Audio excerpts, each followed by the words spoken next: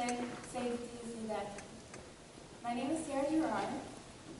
Good morning, ladies and gentlemen. My name is Jarrar, and today I'll be presenting my senior seminar project.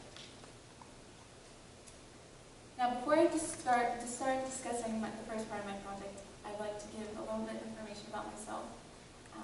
I was born in Birmingham, Alabama. My parents are originally from the West Bank. So every day coming home from school, instead of speaking English, we'd speak Arabic.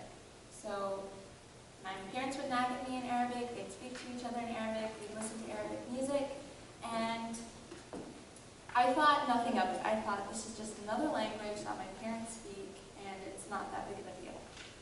But once I got into my freshman year of high school, that's when I decided to sit down and actually teach myself how to read and write in Arabic, because I had never taken an Arabic class before. It was just spoken at home.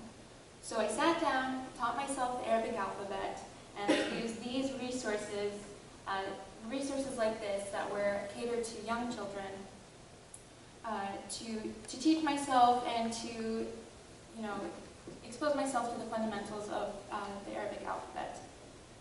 So eventually I started reading and writing, and my vocabulary grew, and with that grew my passion for Arabic poetry and Arabic literature.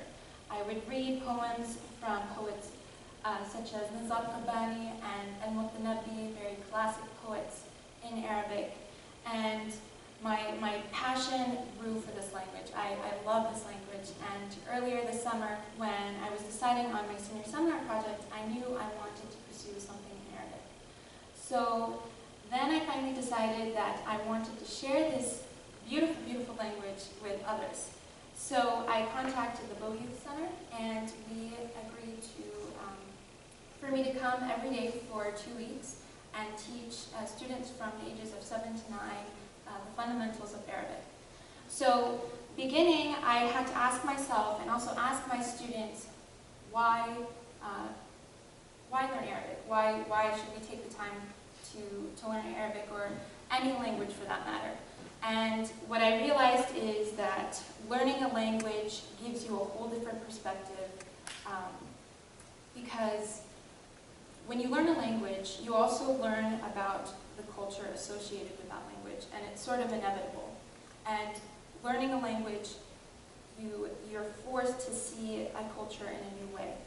So in my class, we initially started out with learning the numbers and learning phrases like marhaba, hello, or happy birthday, and suddenly these kids it wasn't enough for them. They wanted to know more than just how to say things. They wanted to know why you say it this way, or why happy birthday is said different in Arabic than it is in English. And that's where the whole perspective comes in, and learning the culture as well comes in integrated with the language. So we also talked about the Middle East. We would have side conversations, and it was great because I had also set aside a part of my lessons to speak about famous Middle Eastern scientists and how they contributed to the modern day world. So this integration of language and culture causes even these young kids to have a new perspective on a culture that is strange, and unfortunately currently nowadays is full of misconceptions. So I asked the kids at the end of the class to show me something, to create something, to write something, or to tell me something that shows what they've learned. So one student, her name was Jaden, she took one of the letters and she thought it looked really cool, so she turned it into a superhero. And kids, there was this creative aspect to it, and I was so impressed by their enthusiasm and their application of either the language or the culture that they've learned. So Jaden, she drew the letter and the superhero, and some kids just redrew some of the letters that they remembered. This student, her name was Lauren, also took the letter and made it into a character. Coincidentally, this letter looks like a happy face, so she turned it into a happy face. And this student wrote her name and the numbers and some more letters. And I brought glitter pens, and the kids went crazy over those. So this took her about 20 minutes, just outlining her name over and over again, and glitter pens. And this one is my favorite because when I told her about it, she said, okay, I'm going to make a foam finger and it's going to say, I love Arabic. And for some reason, she wrote the number 3 on the top, but there's 5 fingers instead of 4. So I thought that was funny, but I really love the enthusiasm and how much these kids retained at the end of this class. I remember one student, I asked him in Arabic, he learned how to say, hello, my name is so-and-so. So I approached him and I said, oh, shu ismek, or what's your name? And he was sitting at a bench, he propped his foot up on the bench, his hand was out like this, and he told me, Ana ismi Andre. My name is Andre. And then I got goosebumps, because it's just the enthusiasm is great, and you don't expect these kids to kind of immerse themselves in this language and eventually into the culture. So I was so excited, and I was so happy to see these results. So going from this, I shift into my community service.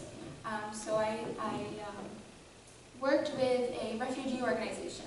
And again, when coming up with ideas for this project, I knew I wanted to do things that I was passionate about. And then I would find connections later on, and for sure I did. And I'll discuss that in a minute. But again, I worked with a refugee organization called Organization for Refugee and Immigrant Success. They're based in Manchester. And so the branch that I worked with was called Fresh Start Farm. So essentially what this is a branch that works with new refugees or immigrants that come into the country.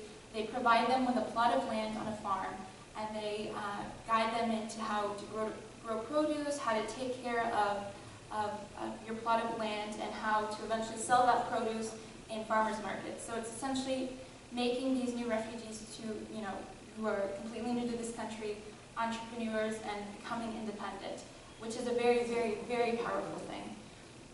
So half of my community service was done on a farm. This is the farm where they provide plots of land to refugees. And I would spend time weeding, and I gradually, over time, I got to associate myself with the refugees, and I got to speak to them. And coincidentally, some of the refugees were Muslim, and it was the holy month of Ramadan, so we were all fasting, we weren't eating or drinking, so we kind of shared that experience. And one really nice refugee, her name is Fatuma, she offered me these vegetables like 5 minutes after I met her. And so I really enjoyed that. And one thing I have to mention is, when I was taking a break one day, I saw a family of refugees working on their plot of land. And it was the mother and father and their kids, weeding, hacking at weeds. And I realized, my perspective of refugees changed, just as how the perspective of kids to the Middle East changed, mine did of refugees. And I realized the effects of leaving the country that you're so tied to in your motherland, and how coming here, even though you may be able to get on your feet and become independent, that lineage of suffering, goes from parents to children and their children. So, but when I wasn't on the farm, I was in the office, their headquarters in Manchester, writing newsletters, and the newsletters were for the community-supported agriculture members who subscribed to get a share of produce every week for 4 to 6 weeks. So I would make them aware of what produce was currently in, and different ways they could use that produce, and updates of specific refugee farmers on the farm. So this is a picture of Fatuma, and I love this picture because it shows the pride that she has, and she's growing her own food, and she's selling it, and she's not depending on anyone else. And eventually, from this program, refugees go on to, again, owning their own businesses and selling their own things and buying their own plots of land to grow produce. And they had beautiful produce. They're a chemical and spray-free farm. So I trusted that everything that I was doing with this organization was great for these people and also the community as well. So again, like I said, just as the perspective of the kids in the Arabic class changed, mine did as well with refugees. And the theme of this project for me was just broadening perspective, just changing the way we see things from going out and exploring new things, or exploring things in a way that you never did before. And that was even though there was no direct theme initially in this project, that was a theme that I was able to come to the conclusion with, and I'm really glad that I did. So, thank you.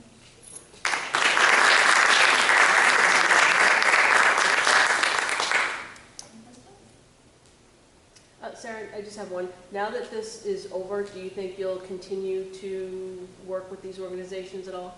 Yeah, I actually, I now intern at this organization. I'm still writing newsletters for them, and now that the season is over, hopefully I can maybe start teaching classes there too, because they teach like computer design and things like that.